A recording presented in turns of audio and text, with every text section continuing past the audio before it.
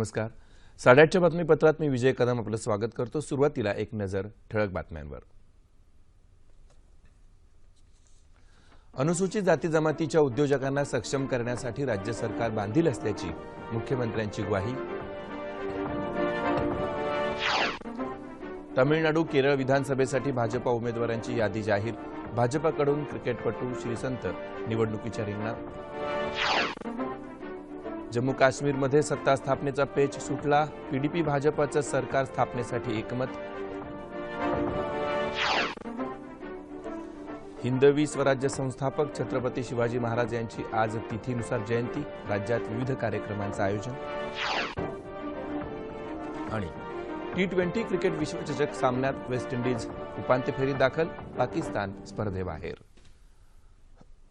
नमस्कार. आणि सविस्तर वृत्त. स्टँड अप इंडिया कार्यक्रमांतर्गत अनुसूचित जाती जमातीचे 2.5 लाख उद्योजक तयार केले जातील अशी ग्वाही केंद्रीय सूक्ष्म लघु आणि मध्यम उद्योग मंत्री कलराज मिश्र यांनी काल मुंबईत दिली.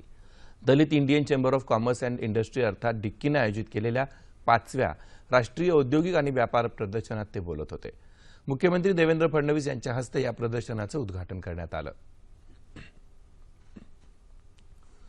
अनुसूचित जाती जमातीच्या उद्योजकांना अधिक बळ देण्याची गरज आहे. अशा उद्योजकांसाठी डिक्की या संस्थेनं आपल्या काही योजना सादर केल्यास त्यावर राज्य सरकार जरूर विचार करेल असं मुख्यमंत्री म्हणाले.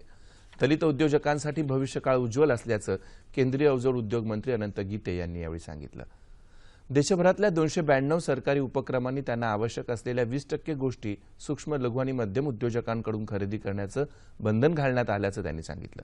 त्यापैकी 4% सामानाची खरेदी दलित उद्योजकांकडून करावी असं निश्चित करण्यात आल्याचंही गीते म्हणाले.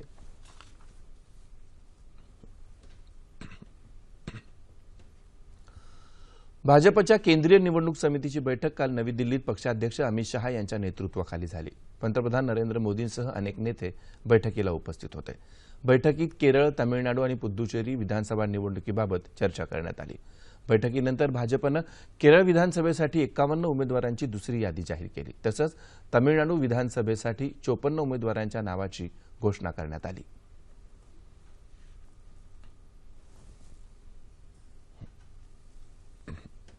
Out of 140 seats 22 seats Bharatiya Janata party ने डिक्लेयर की है.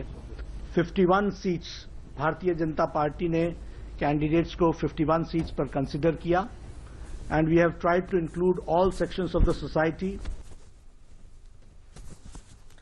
समाजातील सर्व घटकांचा उमेदवार निवडताना विचार करण्यात आल्याचं भाजपा नेते JP नड्डा यांनी सांगितलं. केरळमधील जनता सध्याच्या सरकारमुळे त्रस्त असल्यानं भाजपला चांगला कौल मिळेल असा विश्वास त्यांनी व्यक्त केला. क्रिकेटपटू श्रीसंतनं काल भाजपात प्रवेश केला. भाजपनं केरळच्या तिरुवनंतपुरममधून श्रीसंतला उमेदवारी दिली आहे.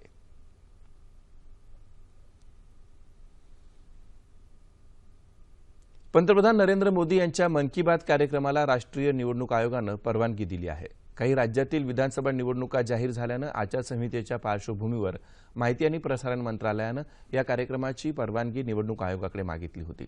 हा नियमित कार्यक्रम असून त्याला मंजुरी देण्यात येत आहे. मात्र कार्यक्रमादरम्यान आचारसंहितेचं उल्लंघन होणार नाही याची काळजी घ्यावी असे निर्देश आयोगाने दिलेत.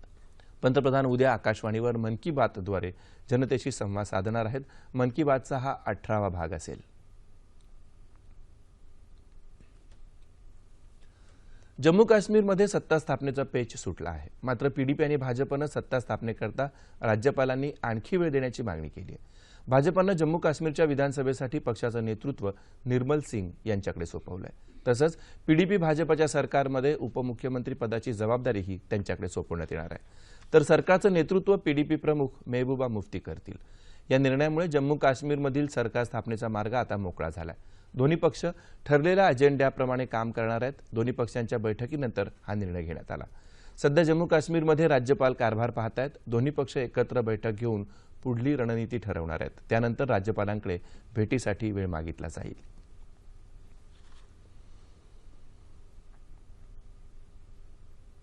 बेल्जियमच्या ब्रसेल्स इथल्या विमानतळावर मंगळवारी झालेल्या दहशतवादी हल्ल्यानंतर आता तिथली परिस्थिती हळूहळू पूर्वपदावर येते. अजूनही तिथं मदत कार्य चालू असून परिस्थिती लवकरच पूर्णपणे नियंत्रणात येईल अशी आशा बेल्जियम सरकारनं व्यक्त केली आहे. या बॉम्बस्फोट प्रकरणी 3 युरोपियन राष्ट्रांमधून 10 संशयितांना अटक करण्यात आली आहे. ब्रसेल्समधून 7, जर्मनीतून 2 आणि पॅरिसमधून 1 संशयिताला अटक करण्यात आली. स्फोटानंतर आणीबाणीची परिस्थिती उद्भवल्यानं अनेक प्रवासी विमानतळावर अडकून पडले होते, पण आता ते मायदेशी परतू लागलेत.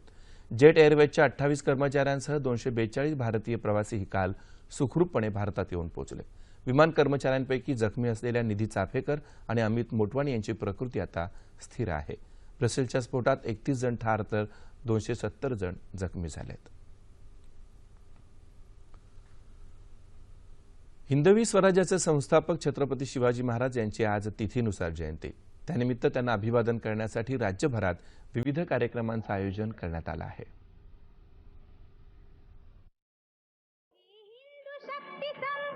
यशवंत, कीर्तिवंत, सामर्थ्यवंत, वरदवंत, पुण्यवंत, नीतिवंत, जाणता राजा असं ज्यांचं यथार्थ वर्णन केलं जातं ते छत्रपती शिवाजी महाराज.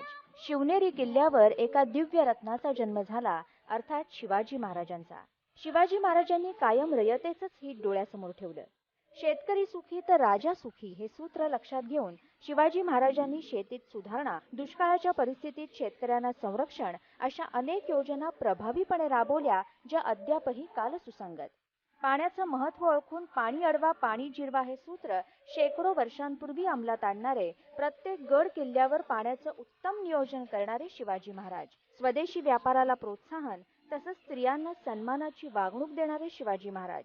कार्यक्षम लष्करी आणि सनदी प्रशासनाची निर्मिती करणारे आणि आर्थिकदृष्ट्या राज्य स्वावलंबी होण्यासाठी प्रयत्नशील राहिलेले शिवाजी महाराज. सर्व धर्म समभावाचं तत्व अवलंबणारे तसंच परकीय फारसी भाषेतील शब्दांना पर्यायी मराठी शब्दांचा राजव्यवहार कोश निर्माण करणारे शिवाजी महाराज. योद्धा, सेनापती, संघटक, स्फूर्तिदाते, द्रष्टे नेते, युगपुरुषोत्तम शिवाजी महाराज. म्हणूनच शिवरायांचे आठवावे रूप, शिवरायांचा आठवावा प्रताप, शिवरायांचा आठवावा साक्षेप भूमंडळी. ऋण व्याजदर ही संकल्पना आपल्याकडे नवी असली तरी अनेक प्रगत देशांनी तिचा अंगीकार केलाय. या देशांच्या पंक्तीत आता जपानही सहभागी झालाय. त्याचे भारतीय अर्थव्यवस्थेवरही प्रत्यक्ष अप्रत्यक्ष परिणाम होण्याची शक्यता आहे.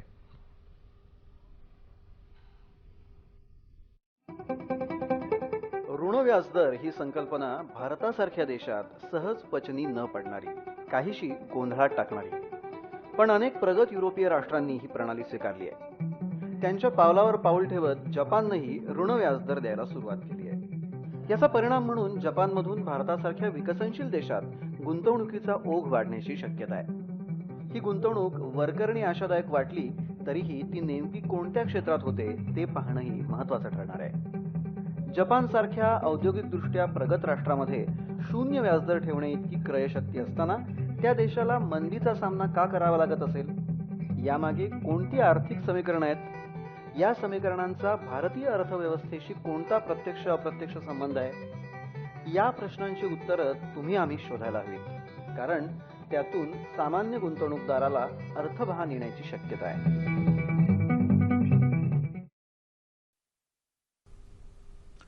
कोकण आणि पश्चिम महाराष्ट्र जोडण्यासाठी वैभववाडी, कोल्हापूर आणि चिपळूण, कराड या मार्गाच्या कामाकरता केंद्र आणि राज्य सरकारच्या वतीनं समिती स्थापन करण्यात आली, अशी माहिती केंद्रीय रेल्वे मंत्री सुरेश प्रभू यांनी दिली. सिंधुदुर्ग जिल्ह्यातल्या कणकवली रेल्वे स्थानकावरील जलशुद्धीकरण यंत्रणेचं उद्घाटन प्रभू यांच्या हस्ते काल झालं. त्यानंतर आयोजित पत्रकार परिषदेत ते बोलत होते.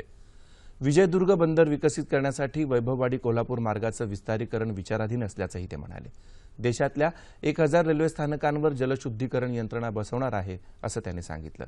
रेल्वे प्रवाशांच्या सुरक्षेबाबत सुविधांवर भर देण्यात आल्याचंही प्रभू म्हणाले.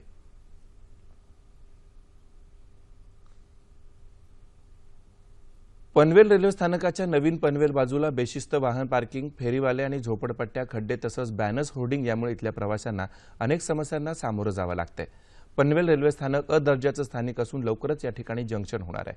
नवीन पनवेलमध्ये सुकापूर, आदई, आकुर्ली, विचुंबे, नेरे या ठिकाणी राहणारे चाकरमानी व्यावसायिक मुंबई, नवी मुंबई, ठाणे, कल्याण या ठिकाणी जाण्याकरता उपनगरीय रेल्वेचा वापर करतात. तसंच या स्थानकात दक्षिणेकडे जाणाऱ्या लांब पल्ल्याच्या गाड्या थांबत असल्यानं प्रवाशांची मोठी गर्दी असते. मात्र इथं प्रवाशांसाठी फारशा सोयी नसल्यानं प्रवाशांची गैरसोय होऊ लागली.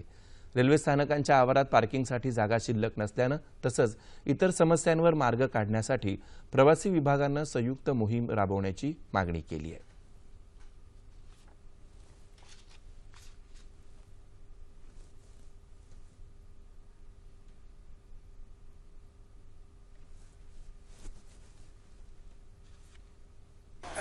यासारखे जे झाल जे हे आहेत प्रश्न ते तसेच पडलेले आहेत आणि नागरिक येताना त्यांच्या अनेक गैरसोयी होत आहेत। तर याच्यावर जनआंदोलन उभं करण्याची गरज आहे। येणाऱ्या काळामध्ये पनवेल हा एक डेव्हलप एरिया होणार आहे, तर त्या दृष्टीनं तशा प्रकारच्या सुविधा शासनानं करण्याची गरज आहे। शेतीसारख्या पारंपरिक व्यवसायात नवं काही करू पाहणारे शेतकरी नेहमीच इतरांसाठी प्रेरणादायक ठरतात। वाशिम जिल्ह्यातल्या चांधई इथं एका शेतकऱ्याने आपल्या कल्पकतेनं डाळिंबाची बाग फुलवली आहे। फळांच्या संरक्षणासाठी त्यांनी पांढऱ्या जाळीचा वापर करून डाळिंब शेतीची योग्य ती निगा राखत भरघोस उत्पादन घेतलंय। वाशिम जिल्ह्यातल्या चांधई इथल्या सचिन ठाकरे या शेतकऱ्यानं आपल्या 5 एकर शेतीमध्ये भगवा जातीची डाळिंब बाग फुलवली आहे। 2 झाडांच्या मध्ये पुरेसं अंतर ठेवून त्यांनी 1400 झाडांची लागवड केली आहे। बाह्य तापमान, अवकाळी पाऊस तसंच जोरदार वारा यापासून डाळिंबांचं संरक्षण करण्यासाठी आणि फळं चांगली राहावी यासाठी त्यांनी झाडावर पांढरी नेट टाकून खाली मल्चिंग पेपरचा वापर केला आहे।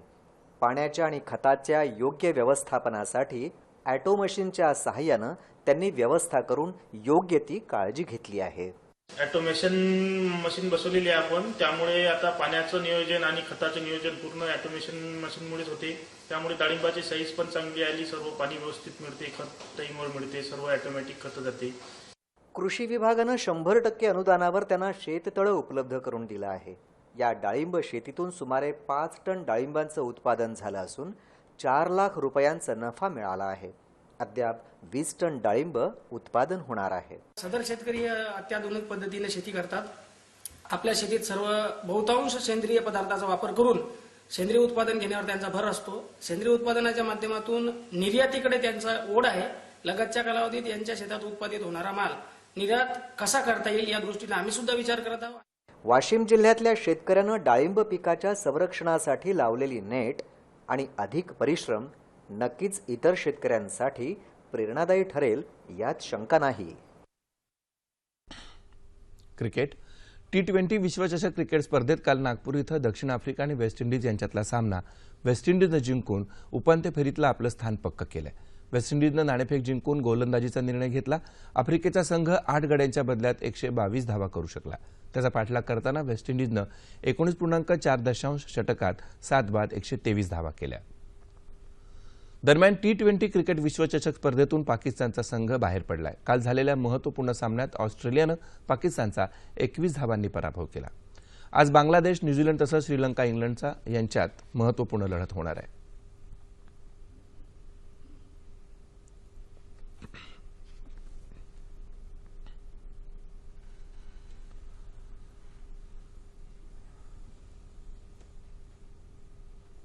हवामान हिमाचल प्रदेशच्या डोंगराळ भागात येत्या 24 तासात वादळी वाऱ्यासह बर्फवृष्टी होण्याचा अंदाज हवामान खात्यानं वर्तवलाय। उंचावरील भागात जोरदार बर्फवृष्टी होण्याचा इशाराही खात्यानं दिलाय। दरम्यान उत्तर भारतात सरासरी तापमानात वाढ होते आहे। येत्या 24 तासात उत्तर कोकण, उत्तर मध्य महाराष्ट्र आणि विदर्भात तुरळक ठिकाणी पाऊस पडेल। मात्र या काळात उर्वरित राज्यातलं हवामान कोरडं राहील असा अंदाज हवामानशास्त्र विभागानं वर्तवला आहे। शेवटी पुन्हा एकदा ठळक बातम्या। अनुसूचित जाती जमातीच्या उद्योजकांना सक्षम करण्यासाठी राज्य सरकार बांधील असल्याची मुख्यमंत्र्यांची ग्वाही। तमिळनाडू, केरळ विधानसभेसाठी भाजपा उमेदवारांची यादी जाहीर। भाजपाकडून क्रिकेटपटू श्रीसंत निवडणुकीच्या रिंगणात। जम्मू काश्मीरमध्ये सत्ता स्थापनेचा पेच सुटला। पीडीपी भाजपचं सरकार स्थापनेसाठी एकमत। हिंदवी स्वराज्य संस्थापक छत्रपती शिवाजी महाराजांची आज तिथीनुसार जयंती। राज्यात विविध कार्यक्रमांचं आयोजन। आणि T20 क्रिकेट विश्वचषक सामन्यात वेस्ट इंडिज उपांत्य फेरीत दाखल, पाकिस्तान स्पर्धेबाहेर। याबरोबरच हे बातमीपत्र संपलं। पुन्हा भेटूया दुपारी 2:30 वाजता सह्याद्री वाहिनीवर। नमस्कार।